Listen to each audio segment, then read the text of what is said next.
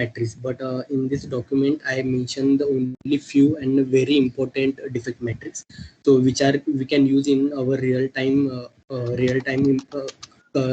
companies also. So the two matrices, it can be the defect by the priority and the defect by the severity. So as you see in this graph, I mentioned I insert the some graph, the priority and severity. On the x-axis, we mention the severity. On y-axis, we mention the priority. So this graph is look like the stakeholder engagement matrix. So I will explain the two example here. Suppose we have a high priority and the low severity. So for this an example, like suppose if the company misspelled their the company names in the homepage of the website, so this can be the high priority and the low severity because they did not give a huge impact on the businesses. And the second example I will give here, like the low priority with a low severity. So the low priority, low severity, we can mention in this square box. This is in a blue square box. This is the first square box. So the example of this low priority and the low severity is like suppose in the any spelling mistake in the paragraph, or in any spelling mistake in the header and footer, whatever it is in the spelling mistake. So this can be the considered as a low priority and the low severity. Now moving to the next part, that is a defect density. So the defect density is nothing but the number of defects the confirmed in a software module divided by the number of the size of the software and module. So usually the defect density calculated as or in 1,000 line of code. Okay. So we known as an KLOC. So I will give an example for the defect density here. Suppose in our application we have in the two modules, module 1 and the module 2. So in the module 1, we have a 1,000 line of code and we found the 10 bugs in that module 1. And in the module 2, we have a 2,000 line of code and we found that again 10 bugs in that particular module 2. So the defect density, it will be the module 1 bugs plus module 2 bugs divided by module 1 line of code plus module 2 line of code. That means 20 divided by the 3,000, that means the 0.66%, which is a very lower defect density. So it will give an indication like we are in a good stage right now because the number of bugs is not detected as much. So in the graph, how we will represent the defect density, as you see in the screen, the x is represented as an sprint. A sprint is nothing but the number of testing cycle. So in the first testing cycle, we found the defect density is 1.4%. Like again goes in the second testing cycle is got reduced, again third has been reduced. But as you see in the all over from the second testing life cycle to the 10 testing life cycle, in the six sprint of the testing cycle, we found more than one defect density, like so this is a very high. So this graph will help you to analyze the defect density for the our application. So anyone have any question regarding the defect density? So I can move further. Yeah, Amol, this is a wonderful thing. I like this whole thing, so beautifully displayed. Can you just explain why does it so happen that we found 1.4 defect density and then it came down? So I was thinking that it comes down because in the next cycle, maybe the next cycle was. So wait, let me ask this question again. Are you saying that these cycles are held after different time, the sprint? Like the first sprint was on 1st of May, the second was on 7th of May. Was it later or was it in the same day?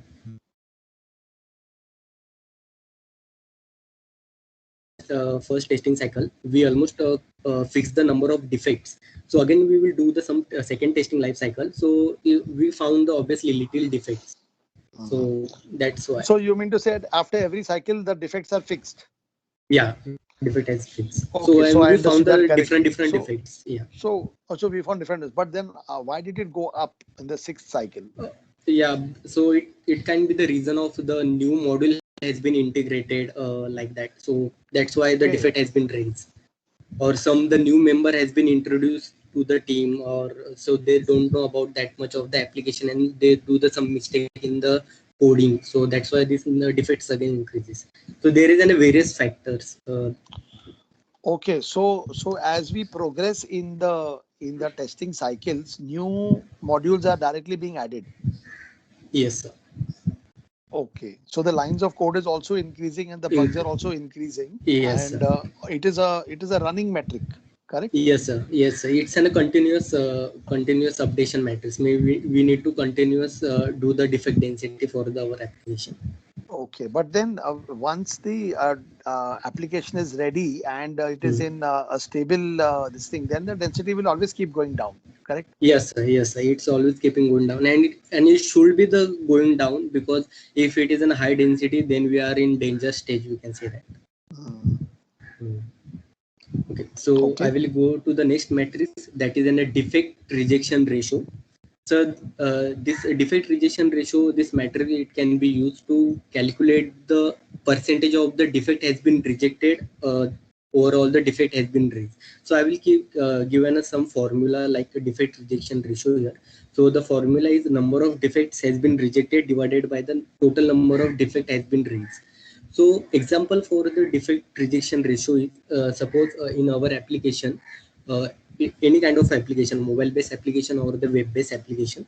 So we reported the 16 bugs, but after discussion with the testing team, testing heads, and within a project manager, we know that only 15 defects are actual defects, and that means the 10 defects are reported are wrong, because the some misunderstanding within a, while the communication within a testing team, or the testing team is not understand the particular model properly.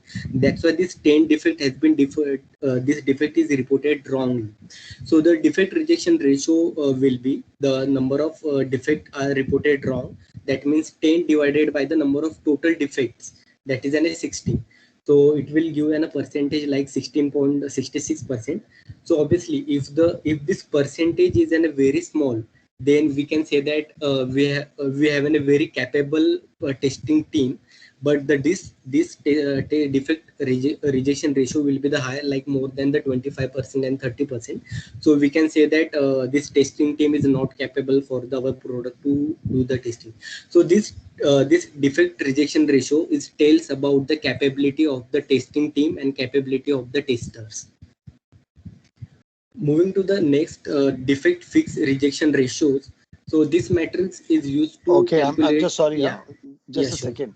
So Yes. actually, when we are saying the defect rejection rate, more the Hmm. defect rejection, poor is the quality of the testing team because they are Yes. identifying incorrect defects. Yes, sir. Correct? That is, they are Yes, sir. identifying incorrect defects, Incorrect and defect. Yes. therefore we are rejecting the defects. Yes, sir. Identification of defects is Yes. incorrect. All right, Yes, sir. that's the Yeah. understanding. All right. Yes, sir. There is a multiple factor. So like communication gap, they not understand the module properly, or the Mm, number of things. yeah. Yes. Okay. So the third matrix is a defect fix rejection ratio. So this metric, it is used to calculate the percentage of the defect has been rejected among the fixed defects. So this is a normal definition, because through the example we will know what is mean of that. So the formula is number of defect fixed rejected divided by the number of defect is fixed. So I will give an example for that. Suppose the obviously if the defect is not in if reopen, if the defect is reopen, that means it's then a failure for the our overall team. Or if it is defect is not reopen, that means achieve the 100% of the success, or the 100% of the uh, application success. So what if the 10 defect has been reopened, if the 10 defect has been reported by the reporting team or the testing team. So out of 10 defects, the 5 defect has been again reopened. So our defect rejection ratio will be the 5. That means the reopened defects divided by the total number of defects. That means the 10. So the percentage, it will be the 15. So obviously this higher number of the percentage will tell about the capability of the development team, Mm, because they are responsible for they are should be the responsible for the defect should not reopen again and again. mm. So yeah, so as I mentioned, defect rejection ratio is an tale about the capability of the testing team, and the defect fix rejection ratio is tale about the capability of the development team. So is it clear to everybody over here, Sarthak, Parmi, this defect fix rejection rate. How many of the defect fixes were rejected? That's what. How many of the defect fixes were rejected? So you gave a fix, but the fix has been rejected because still the defect has been reopened. And therefore, since the defects have been reopened, the success ratio of your defect fixes is lower. Only half of your defect fixes were accepted, the other half were rejected, and therefore 50% of your defect fixes were rejected. That's what. So defect fix, although it works starts with the word defect, actually it means the fix. The fix is the solution rejection, it means. All right, team, I hope this is clear. Anybody who doesn't understand should raise your hand now, please. Okay, my friend, you can carry on. Okay, sir. So next matrix is a defect leakage ratio. So this defect leakage is normally occurs when the customer or the end user find the some application when the application goes into the production stage, or when we deliver the application. So this defect leakage in this ratio, the normally defect is found by the client, or found by the stakeholder, or found by the end user. So that's why we call it as a defect leakage. So the formula for the defect leakage is can be the number of defect has been missed, means the number of defect has been missed by the tester or the testing team, divided by the total defects are in our software application. So for example, like we are developing the some mobile based or the web based application, and we know that we calculate the 14 defects in our application.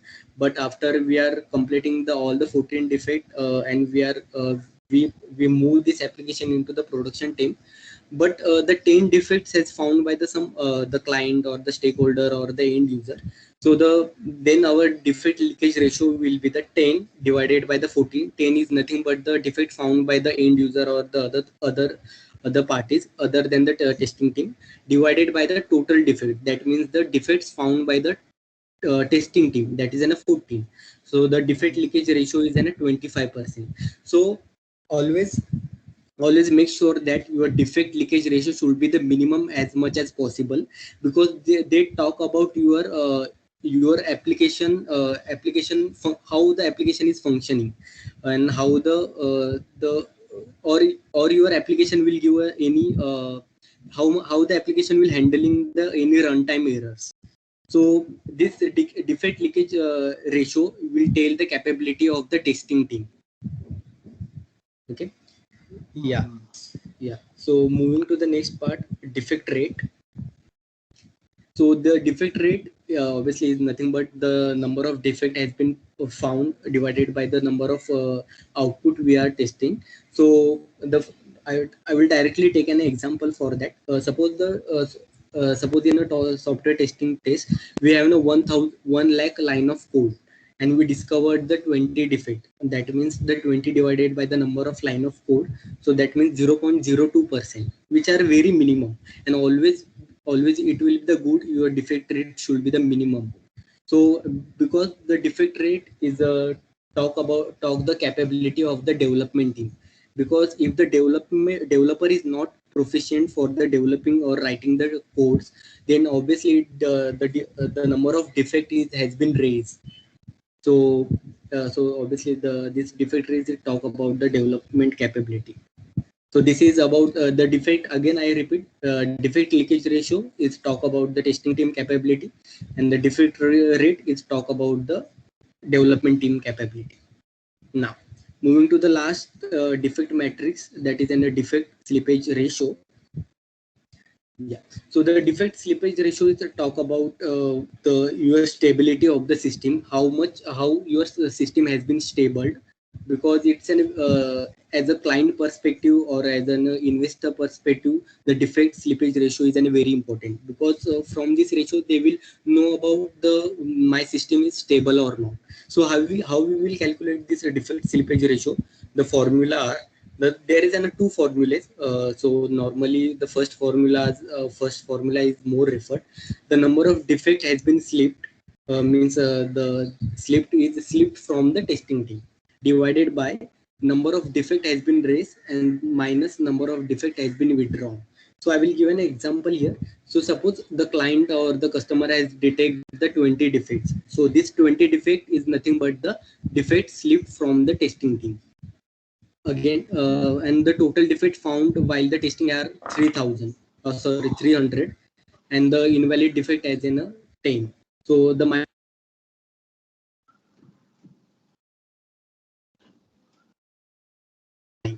So this defect slippage ratio is talk about the overall team performance, because it will include the testing team also and the development team also. So that's it. That's it. All the defect matrix. So before moving to the defect tracking, I want to show the one diagram here. Like this is yeah, this is a defect matrix life cycle. So this there will be always good idea for if you follow the some matrix life cycle. So the life cycle is consist of the analysis part. So suppose I am in the organization and I am in the testing, or I am in the testing head or the project manager. So there is a lots of defect matrix available in the testing. So which is the matrix is good for my project, or which is the matrix is give the sufficient result as per the my situation. So we need to analysis that. So in analysis part is an important thing, that is, and you should identify the matrix. Then again, the second phase of the life cycle, that is in a communicate. So you should always communicate with your stakeholder and the testing team. Yeah, this metric is very useful for our project. So let's take hold on that. Such kind of things, communication should be there. Then third phase, like an evaluation. So after communicating with the stakeholder and the testing team, so calculate the matrix, insert the some data, insert the some numbers, and come up with the result. So after come up with the result, all the report this evaluation to the testing, to the project manager or the top level of the management, or the any primary and the secondary stakeholder with an effective conclusion. So from this conclusion, they will know about what we are in the what we are in the particular stage. So this is a matrix life cycle, defect matrix life cycle. So now I will talk about the second topic, that is a defect tracking. The normally in the word is itself they talk about we need to track the defect, but how? By using the some tools. And why is important? So let's see it. So defect tracking, it will ensure that the bugs has found in the system is actually get fixed. So the defect tracking is actually used for the keeping the track of all the defects we have discovered in the application or the software. And it's also useful for the keeping the track of all the step is required, like the validation of the defect, correction rejection of the defects, or any prevention action we should take on this defect. So defect tracking is necessary because it not lose the any report defect. Like we know that this is a human tendency.